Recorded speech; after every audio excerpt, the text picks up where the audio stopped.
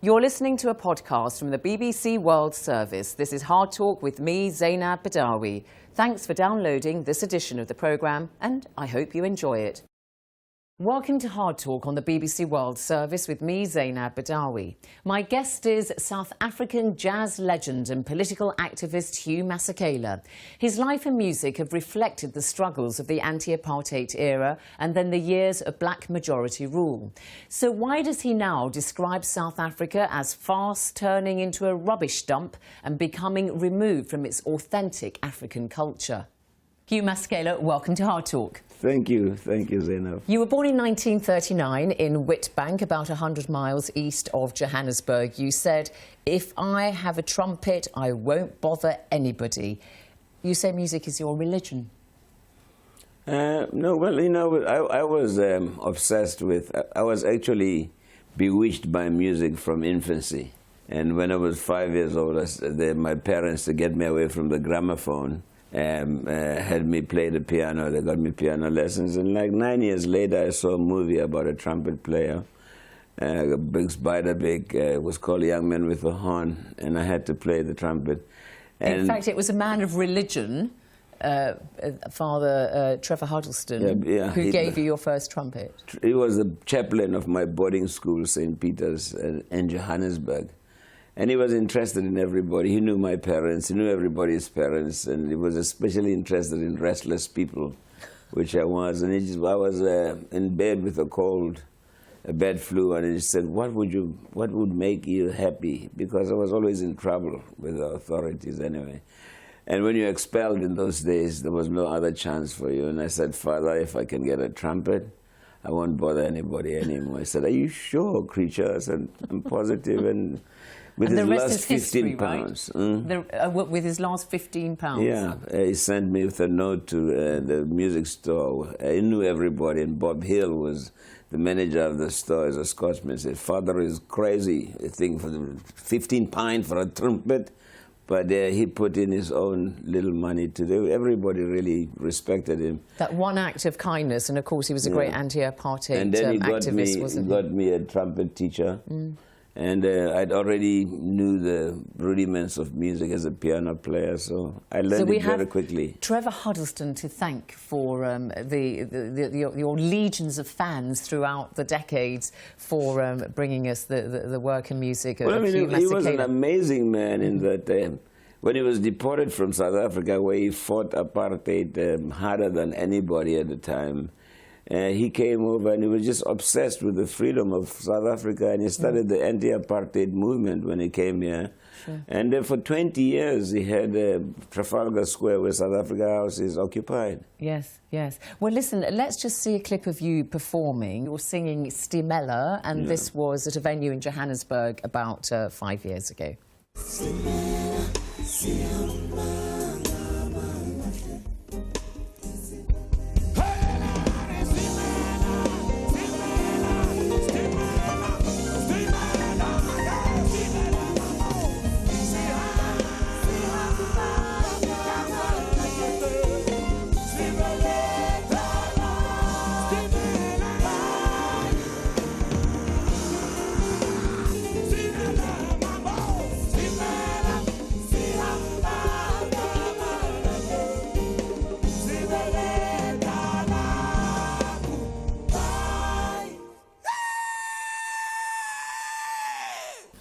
I love those special effects that you did there. That's you singing Stimela there, swaying slightly in my seat I was. And you have been performing, of course, for 5 decades. You play the trumpet, the flugelhorn, the cornet, and you've been composing and singing. But it was a tough path to success for you, wasn't it? Very few people are successful at success, especially in my business. I think to survive yourself is one of the greatest successes of success in my profession. Your music is a kind of fusion of jazz with traditional South African influences. And why I say it was tough for you, because, of course, as apartheid began to advance, we found that, you know, there were no music schools or music lessons really for black South Africans. And then a little bit later in the early 50s, there was the Bantu Education Act, which actually limited black South Africans to maybe just 3 hours schooling a day. That was really very difficult. And you said you knew your place and never looked forward to getting anywhere in the world. It's tragic. Yeah, well, I mean, in South Africa, and I think it was not only for an indigenous child. I think just if you're a humane person, it was against the law in South Africa. But the paradox is that the greatest activity in music in South Africa happened during the apartheid era. That's when, like, the great Miriam Makeba and the Manhattan Brothers and the musical King Kong and great musicians came out of that era, partly because the environment was very safe in that there were police coming out of the walls and the trees and everything. So it made the environment safer for the entertainment business. The police were not there to protect that, but to perpetrate apartheid as much as possible. But it created, and that's when we all came up. So there was major, but there was never any music schools for Africans. You know, there was not any lessons. We learned, myself and Jonas Gwangwa, my cousin, we came out of the Huddleston band to play with professionals who were teenagers. And the people that we learned from were in their 30s and early 40s. And it was a hard time in that almost everybody I learned from died from booze. Yes, you mentioned booze because, of course, you were brought up by your grandmother who ran an illegal drinking den. People all around you were drinking, including you yourself. You started drinking at 14. 13. 13. Yeah. There you are. And, I mean, it is documented in your own autobiography, your struggle against alcoholism. I mean, you were arguably an alcoholic by the time you were 20, 21. And didn't know it because it was a respectable thing to be a great drinker. When, you know, when it was illegal, it was one of the biggest industries among Africans. And, like, South Africa is probably like the biggest drinking country in the world today because of that legacy. But if you were a great drinker, you got major respect. People took their heads off. Because it was a form of defiance. If your papers were right, you could walk up to a policeman and drunk as hell, as long as the evidence was and say, would you like to see my papers? You know, but like I say, just about everybody I learned music from died from booze. On my mother's family side, except for my grandmother, my mother, and her aunt, everybody in my mother's family died from booze. And yet you say that even today, drinking, you've said, is such a culture in South Africa that people don't realise what it's doing to them.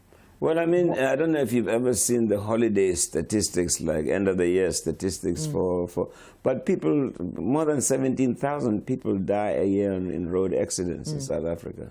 And you're quite outspoken, aren't you, as a critic of heavy drinking, obviously, because of your experiences. Everybody is, because there's a major government initiative called Arrive Alive, although nobody listens to it because it's a habit, but people have to be, if they leave the house, they have to have a drink. I mean, most people... You've battled it and you've defeated your drink demons. I battled that and drug addiction because when I came to the States, it was a time of like a major, in the music business, major drugging, and then when I moved to Los Angeles, there was the time of flower power and the free love generation. It was quite a common pastime. Because you moved to the United States in around 1960, the early 60s, and you were helped by friends in the international community like Yehudi Menuhin and so on, and then you married in the mid-60s the great late Miriam Makeba. I was brought to the States by Miriam Makeba and Harry Belafonte. I had grown up with Miriam Makeba. You married her in the mid-60s? Yeah, we married in 1964 to 19... And I produced a lot of records and wrote quite a few songs for her. And we worked together for over 40 years, on and off.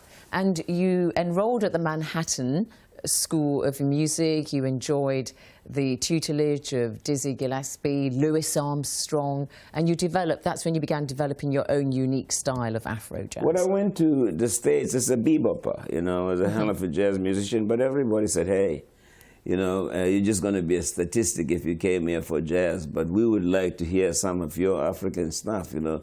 I was hoping to play with Art Blakey and the Jazz Messengers, because Wynton Marsalis came from there later, but Clifford Brown came from there, and Donald Byrd and Lee Morgan and Kenny Dorham and Freddie Hubbard, all of the great trumpet players and saxophonists came from there. But Art Blakey said, man, form your own group. We want to hear some of that African stuff. And Dizzy said the same. You know, I mean, of course, Belafonte and Miriam, you know, said, that's the only way you're going to get any notice. Otherwise, you're just going to be an outstanding bebop. So you think it was as a result of your exile, as it were, from South Africa that you became the renowned musician that you are? No, I think that I never looked for fame. You know, I wanted to be a sideman. I wanted to learn. I went to classical music school, you know, to learn so that I could come back to South Africa and teach.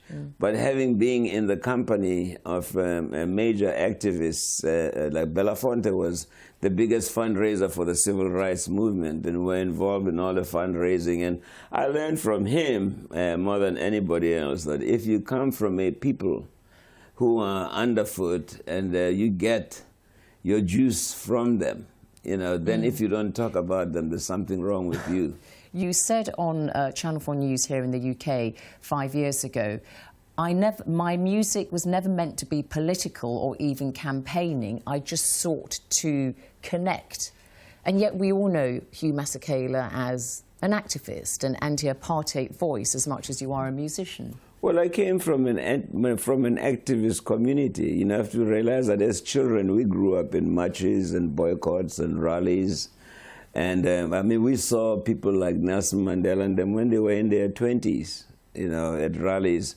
And we grew up with it. There were more than 30 million people underfoot and everybody. I think that the biggest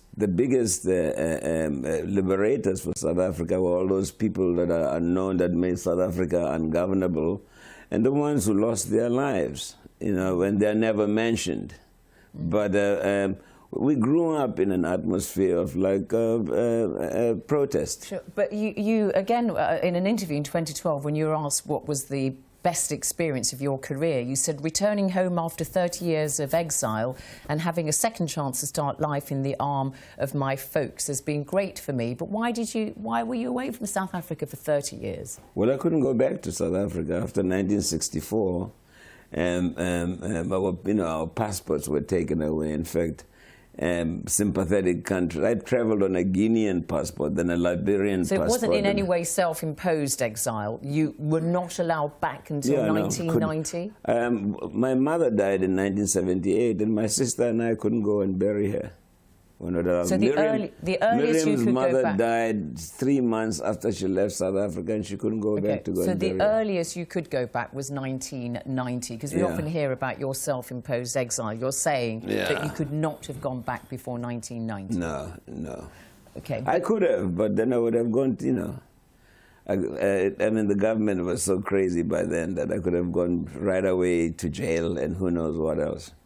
And you felt that wasn't a risk worth taking? Well, you know... Because there were many others who went to jail and did go back. I'll tell you, in 1963, when I finished my studies, I said goodbye to Miriam and Harry, and I said, I'm going back home. And I actually came here to England on my way back home. And Harry called me because Miriam was very sick in hospital, and she said, you know, before you go, just, you know, come and... Anyway, to make a long story short, Harry sat me down, and he said, look here, Hugh, if you go back to South Africa now, nobody knows you in the upper echelons of the government, but all they know is that you've been hanging out with us and the things you've said, and you're going to disappear. But if you stay here and make a name for yourself, you can be able to talk about your country and garner support for it. Okay, so you heeded that advice. You went back in 1990 when the African National Congress, the ANC, was no longer banned. And then we saw, of course... all the political parties were unbanned. Black majority rule came in 1994. And, of course, we know Nelson Mandela with his, the Truth and Reconciliation Commission and extending his hand to South African whites. But you yourself said, I don't think I have the power to forgive white people. That's what you told the Observer newspaper here in 2012. Right. You still stand by that? You can't forgive white people? Well, I mean, what powers do I have to forgive anybody? I'm not a god. But within your own self, do you not have the power to forgive white people? I mean, I think I have the right to keep what I feel. I was not able to go and bury my mother. And then I lost a lot of friends and relatives when struggle. But more than that, there's never been a time in the history of human beings where colonizing or occupational forces apologize and say, sorry that we took your land and we took all your minerals and we made all these billions off your backs and we still have our businesses there, but here's 500 trillion pounds to show you how sorry we are. So now, though, when you see students in, for instance, University of Cape Town removing the statue of Cecil Rhodes, you back them in that kind of, and it was removed after it was, damaged, defaced? I think that, personally, I think that the issues that should be dealt with is the fact that nothing much has changed in South Africa except that we vote.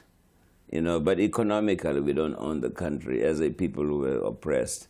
We own less than 3% of land to start with. We don't own any of the businesses or any of the economy. There are few Africans in there who have been taken in to be part of the businesses, but they're dropped in the ocean. And that is the reality of the situation. And that is what I'm looking at. So you think economic apartheid still exists, whereby economic wealth in South Africa is still concentrated in the hands of white South Africans? Not only in community planning, and I mean, there's still architectural apartheid, there's town planning apartheid. It has never, in fact, I usually make a joke. I said, well, if we're going to legitimize everything, maybe we should also, instead of outlawing apartheid, we should really legitimize it because it's still in our midst. But, there are many, and I cite Trevor Manuel when he was a government minister in 2013, and he says you can't undo all those decades of apartheid in a short space of time. It's just not possible. He says, unless you're a magician, the legacy of apartheid runs too deep and too far to reverse in a short period. Yeah, well, I'm not a minister, But do you agree with that sentiment, that it's going to take more than 20 years to reverse I don't think that the onus is going to come from the administration. I think the will, the political industrial will, has to come from those people who monopolize the economy of South Africa. If the goodwill doesn't come from them, then it's just been a one-sided reconciliation. And what do you make of the record of the ANC 20 years in power? Because, of course, we know there are various studies. Well, every liberal movement... The most inequality has actually expanded under the ANC. Most liberation movements are fantastic during liberation. But when it comes to governing, we always have to ask, can you remember any liberation movement that has governed well? I don't remember any, because it's two different things.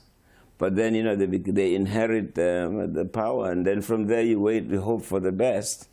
But so far we haven't seen it in South Africa, not with Mandela, not with Mbeki, not with, the present government. Is that why you said just this year we have crime, corruption, and a country, South Africa, that is fast turning into a rubbish dump?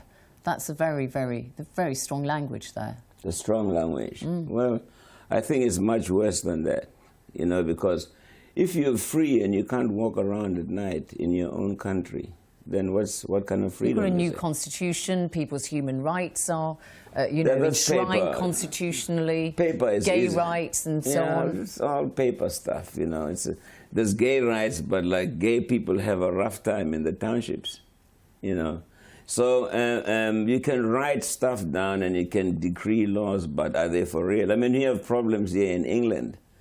You know, and England is like thousands of years old, but it has like its fair share of everything from xenophobia to poverty to...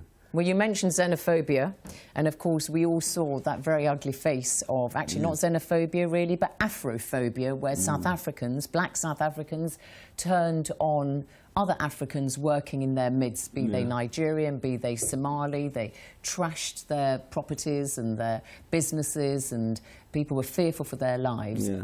What did you feel? Because, I mean, in fact, Well, that song, that clip we played earlier on is about the migrant workers, and you remember migrant workers from Mozambique and so on. It's a legacy of the Cecil Rhodes and the British colonialism, that originally when they brought non-South African indigenous Africans to South Africa, they could only come in as indentured servants or migrant labor, and they were segregated from the South African indigenous population. They lived in single men's hostels, and the audience, I mean, the community was manipulated into thinking they were superior. So it's a very old thing. It comes from... So you're blaming the old apartheid system and white colonial rule. I blame colonialism for the attacks that we saw, because I blame colonialism for all chaos all over the world. You have said, in my view, Africa's real problems are cultural. In 20 years from now, when people ask my grandchildren who they are, they'll say it is rumoured that we used to be Africans long ago. So what do you mean by that? You feel that Africans themselves are denigrating their own culture, or what? Well, I mean, you know, the conquest, the defeat of Africans throughout the years, and urbanization, miseducation, politics, and especially religion, have made Africans really think that their own heritage is backward and primitive and savage and barbaric and heathen and pagan. In fact, the colonials don't have to do the job anymore. It's Africans that do it for them, you know, because basically Africans internationally don't have any idea of their history. And my biggest interest is like to create a situation where academies, the new African academies, can sprout up all over the world, where we can really learn the true history of Africa, the kingdoms, why we're fragmented. When it comes to music, you've also said all that's new, considered new today, is electronic. There's no new music in South Africa. In Africa, period. I mean, why though? There's plenty of the most recognized African musicians internationally are those who come from heritage music. Maybe international, but that doesn't mean there aren't people who are sticking to their own traditions in their music, playing on the continent, who are popular. You accept that? You accept that? Well, I mean, if you can give me an example. I'll give you an example. Zenzi Makeba, Miriam Makeba's daughter, Thandiswa Mazwe, works hard to stick to local music in South Africa. Just a couple of examples there. There are people who will sing in Zulu or whatever. It's a sweeping statement. But they don't get played on the radio as much as the hip-hop or the rap artists or the DJs. That's what has taken over. If you were going to sing, finally, a song for South Africa today, would it be a happy or a sad one, Hugh Masekela?